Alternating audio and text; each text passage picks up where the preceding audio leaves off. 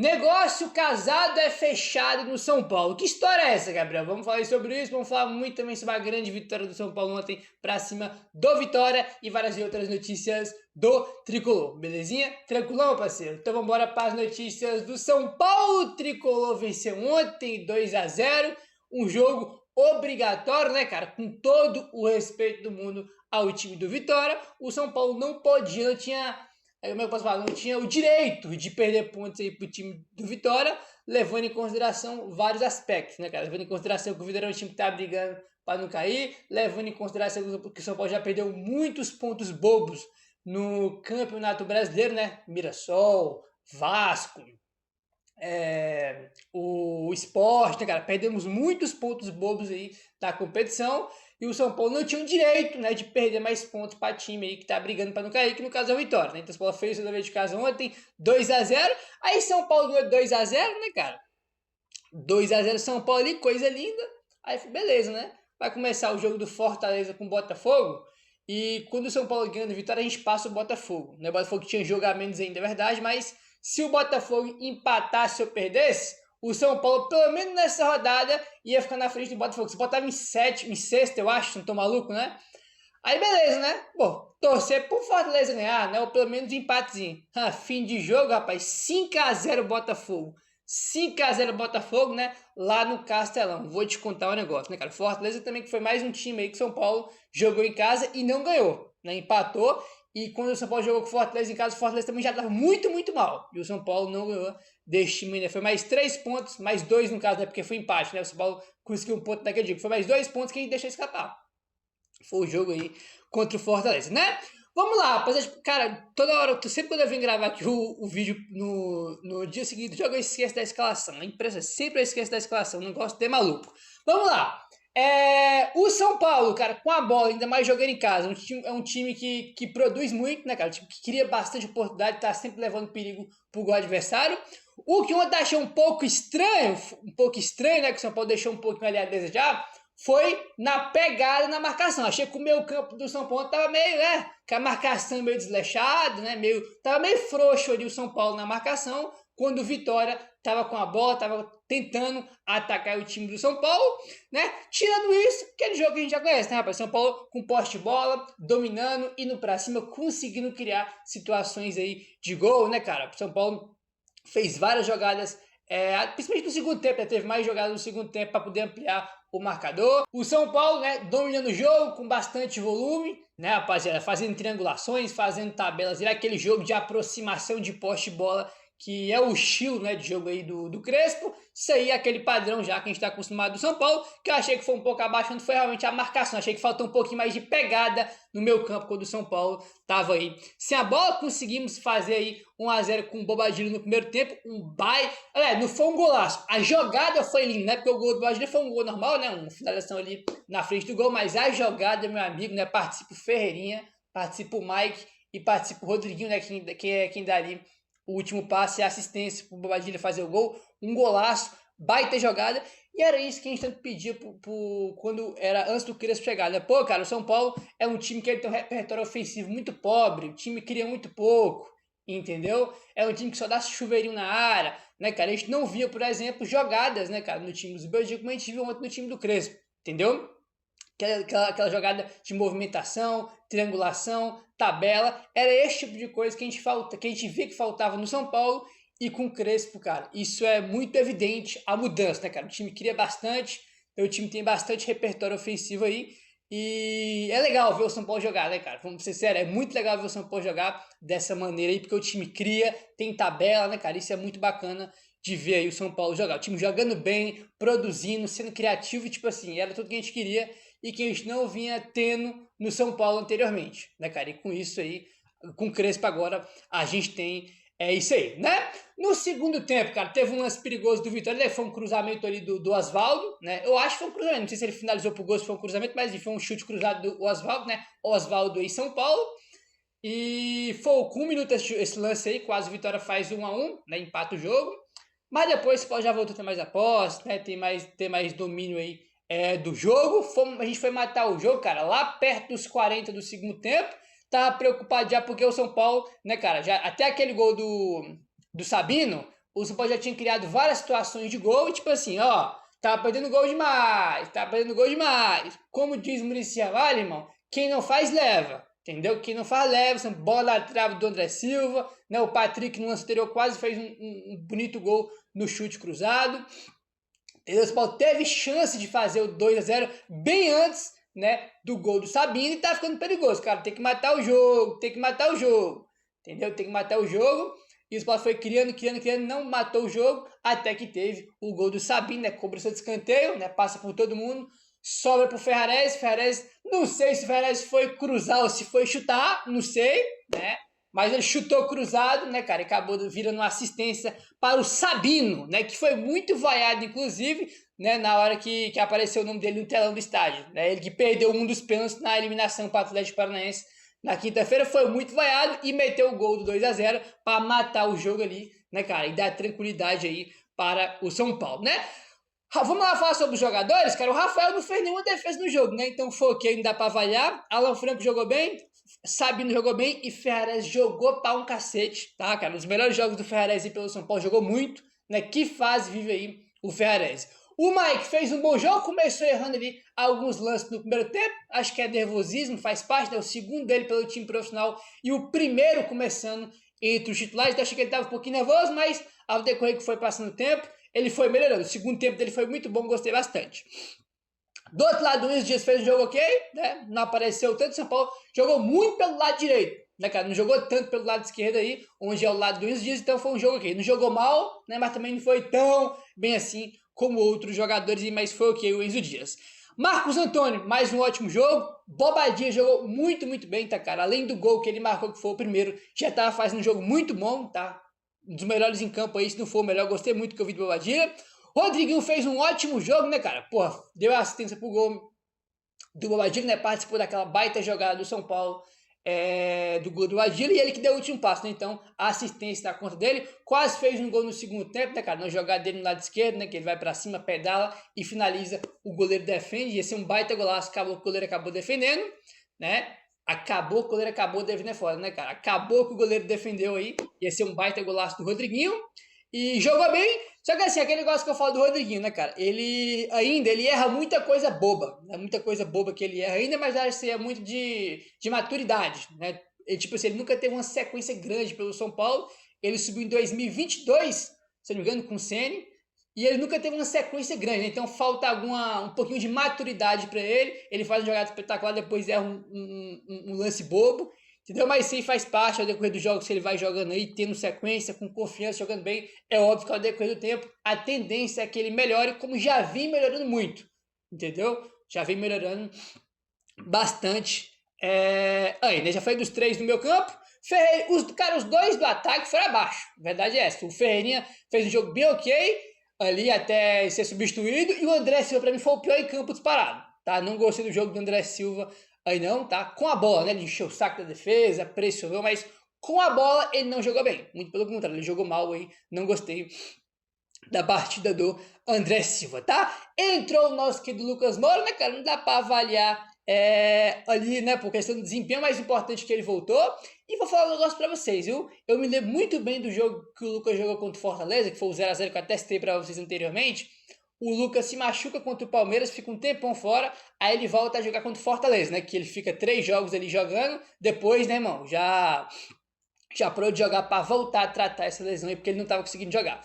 Quando ele volta contra o Fortaleza, ele tava, irmão, muito pior, né, do que ele entrou ontem. Se você for olhar o jogo do São Paulo contra o Fortaleza, as movimentações do Lucas, ele tava muito mais lento. E se for comparar o jogo do Fortaleza que ele entrou, ontem ele estava muito melhor, tá? Ele não estava ontem tão lento igual ele estava nesse jogo contra o Fortaleza, né? Que ele tinha voltado de lesão naquele jogo. Ele estava mais intenso, entendeu? O tempo de bola dele ontem já estava bem melhor do que estava naquele jogo contra o Fortaleza. Então, a impressão que deu é que ele está bem melhor, né, cara? Voltando agora, do que aquele Lucas que voltou contra o Fortaleza. Então, acho que isso é um sinal positivo, né? Que ele está muito bem.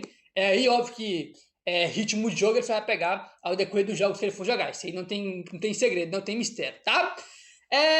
Patrick Lanza entrou bem, hein? Entrou bem quando tava 1x0, ele quase fez um gol no chute cruzado no lado esquerdo, jogou bem. Será que o Crespo vai conseguir aí fazer o Patrick jogar tudo que ele não jogou no São Paulo até hoje, que é outro jogador também que, né, joga um joguinho aqui, aí outro mal, a torcida não gosta. É outro também que sempre foi muito promissor na base, mas no time de cima nunca explodiu, nunca estourou. Será que com o Crespo ele vai conseguir ter uma sequência boa?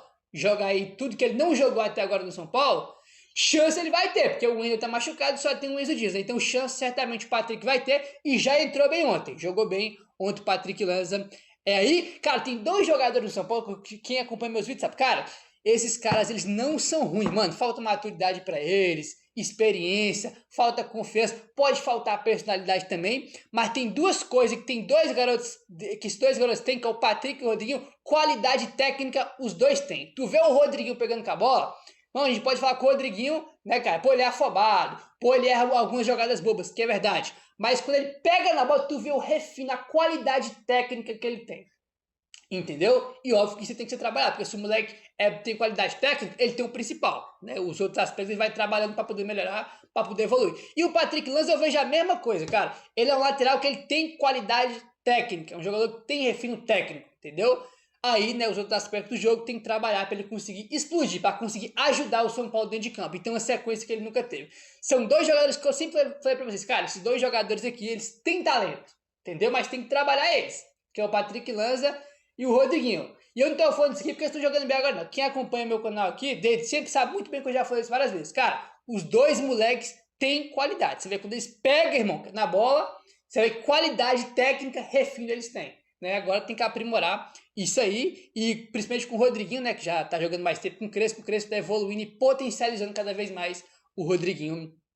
Aí, Luciano entrou bem e quem entrou bem também, rapaz, foi o Luan, né? E o Luan, aquela questão que eu falei sobre o Lucas, só vai estar com ritmo, né, cara, naquele nível Lucas ao decorrer dos jogos. Isso já tá valendo pro Luan, acho que já tá dando pra ver a diferença do Luan, pode pegar aí, sei lá. Eu acho que o primeiro jogo que o Luan jogou com o Crespo foi contra o Juventude, se eu não tô maluco, se eu não tô doido.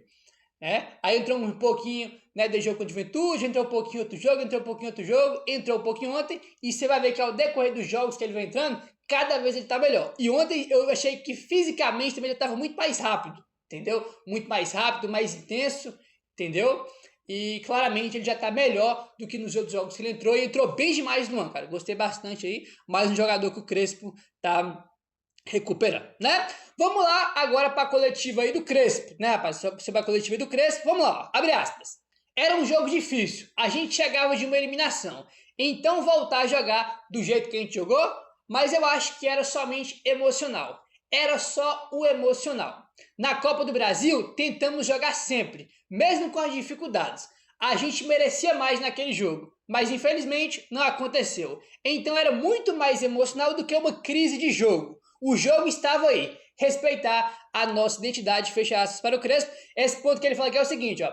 Era mais emocional do que uma crise de jogo, que ele fala que é sobre a eliminação, né? Porque foi mais do emocional, o time teve um jogador expulso com 3 minutos, né, cara? 3 minutos ali. Então, ele fala que foi mais emocional a eliminação do que uma crise de jogo, né? Porque, tipo assim, não teve jogo pro São Paulo com a menos com 3 minutos, dá nem pra avaliar o jogo. E o São Paulo, né, como é um time de poste de bola, né, cara, de dominar adversário, de ir pra cima, não dava pra jogar assim com um jogador a menos, né? Então ele fala mais nesse sentido, né? Foi mais emocional a eliminação do que uma crise de jogo, que é verdade, né? Nesse aspecto aí, eu concordo bastante com o Crespo, tá bom? Perguntaram pro Crespo aí também, rapaz, se ele esperava, né, que o time aí tivesse essa arrancada muito boa. São 5, apesar da eliminação na Copa do Brasil, são 5 vitórias seguidas no Brasileiro. O time tava, quando ele chegou a um ponto da zona, e agora tá ali, né, beirando a zona da Libertadores. E foi perguntado pra ele se ele esperava essa mudança, sequência positiva aí, né, do time jogando bem, se ele esperava isso. Ele falou o seguinte, abre aspas.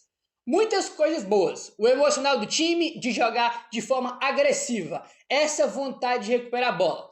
Fico feliz com todas essas coisas. E sim, eu esperava, mas é difícil que aconteça. Quero ganhar todos os jogos. Às vezes acontece, às vezes não. A gente merece sim estar no lugar em que a gente está. Fecha aspas para o Crespo, né? Perguntado se ele esperava, eles falam sim, esperava, né? A gente trabalha para isso, quero ganhar todos os jogos, esperava. Aí sim, nessa sequência que foi perguntado aí para ele, tá bom?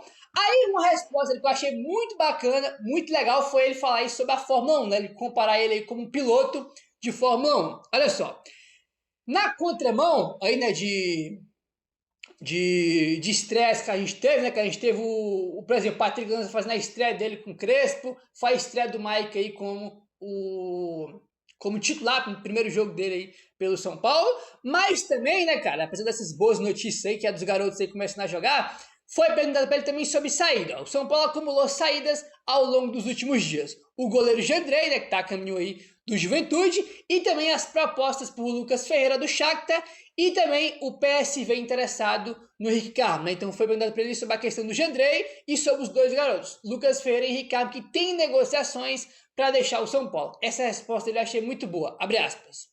Sou como piloto de Fórmula 1. Me dá o carro e eu tento dirigir o mais forte possível. Esse é o meu trabalho. Mas eu não preparo o carro. Quem prepara é a diretoria. Uma coisinha ali eu procuro dar uma opinião.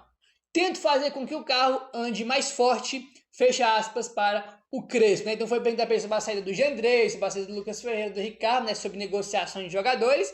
Ele falou, ó, eu sou o piloto da Fórmula 1. Meu trabalho, né, aí é dirigir o mais forte possível, o mais rápido possível.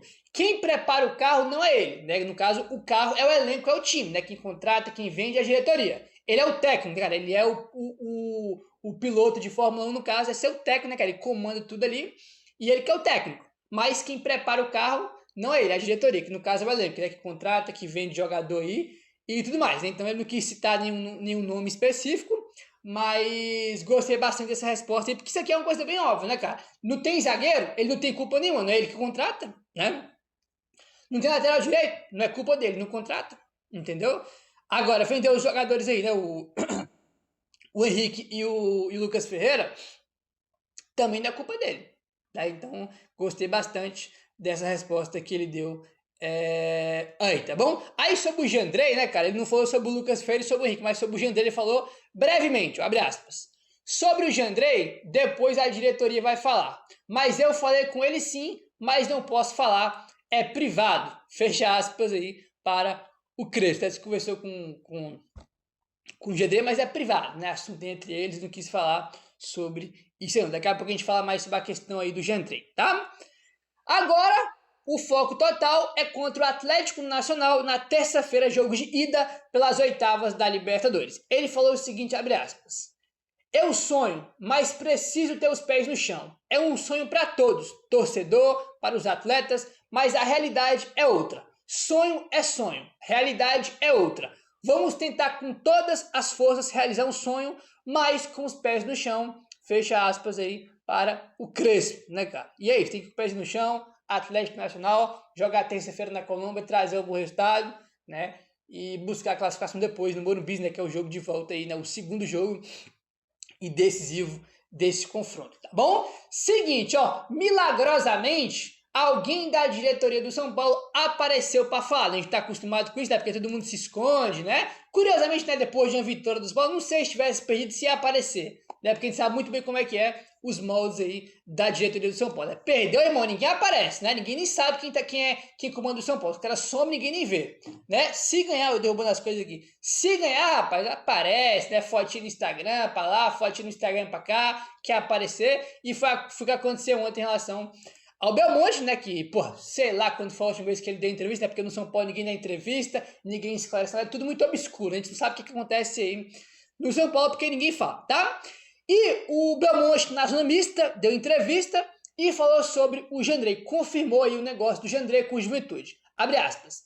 A gente conversou com o Jandrei, uma conversa de fórum íntimo. O Jandrei falou com o Rui a respeito da situação dele. Nós estamos negociando com o Juventude o empréstimo até o fim do ano. A expectativa é que esse empréstimo saia. Sempre dizendo que o Jandrei é um profissional corretíssimo. Sempre trabalhou muito. Ele também não está se sentindo bem nesse momento. Então eu acho que vai ser bom para o Jandrei, bom para o São Paulo. E quem sabe em janeiro o Jandrei esteja de volta. Fechado. Não, já deixa lá de forma definitiva, negativo. Já deixa de forma definitiva lá. E é isso, tá? Foi o que ele falou, né? Tá negociando com o Juventude, que o empréstimo vai sair. O Gabriel Sá já confirmou o negócio e tem um negócio casado aí no meio, ó. Gabriel Sá, Jandrei é o novo jogador do Juventude. O São Paulo aceitou o empréstimo do goleiro até o fim do ano com salário dividido, tá? Ele vai receber uma parte do salário do São Paulo e outra parte do Juventude, né? Tem que dar pra ter palma pra diretoria do São Paulo. Os caras renovaram com o Jandrei por 3 anos, né? Não sei se foi em 2023, eu acho que renovaram, acho que foi. Foi em 23 ou foi em 24 que eles renovaram, deram mais 3 anos de contrato pro Jandrei e agora vai emprestar, pagando parte aí do salário do Jandrei. Isso é gestão, cara. Isso é gestão, tem que parabenizar aí, tá? Então empréstimo até o fim do ano, com o salário dividido e tem um passe fixado no contrato. Uma opção de compra ali, caso a Juventude queira comprar o Jandrei ao fim da temporada, tá? Ele já viajou ontem, né? Pra quem não percebeu, o Jandrei não tava nem no banco ontem contra o Vitória, porque ontem mesmo, sábado, ele já viajou para Caxias do Sul, para poder aí fazer exames, né, cara, e se apresentar aí ao Juventude, tá? Gabriel, que negócio é esse de negócio casado que você falou? O Juventude incluiu no negócio um aumento percentual do São Paulo nos direitos econômicos do meia Nicolas Pereira do Sub-17. Então tem um jogador no Sub-17 chamado Nicolas Pereira, né? E o São Paulo fez o seguinte, ó, vou te emprestar o Jandrei, né? Pode pegar o Jandrei aí, empréstimo, a gente paga parte do salário.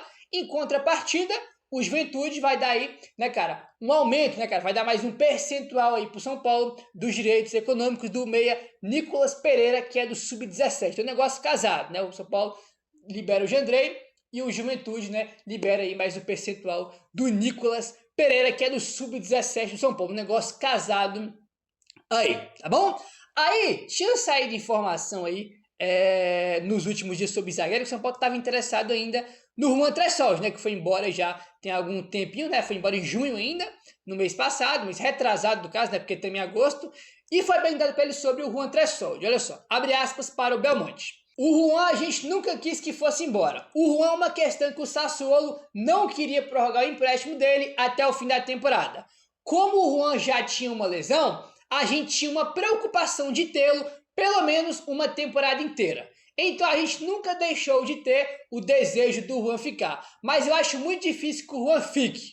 Fique não, já foi embora, né? Porque o Sassuolo tem outras propostas e não pretende nos emprestar ele até o fim de 2026. Que era o nosso desejo, fecha aspas, para o Belmonte, confirmando que o São Paulo não quis que ele ficasse, né? E queria realmente ficar com o Juan aí, que não deu negócio porque o Sassuolo não quis emprestar ele, né, cara? Aí, né, prorrogar o empréstimo dele, porque o Sassuolo tem proposta para vender ele definitivo, né, cara? O São Paulo atrasou uma das parcelas do empréstimo do Juan, tem que lembrar isso também, né? Isso é algo que também que, óbvio, que prejudica ali, né, quando você vai querer estender empréstimo, né, no jogador. E é isso, cara. É isso, meu querido. Enfim, precisa de mais um zagueiro. Não sei o que o São Paulo vai fazer pra trazer outro, não. Porque o negócio tá difícil aí. Meu querido, se inscreve no canal, deixa o like, valeu, tamo junto. E saudações tricolores.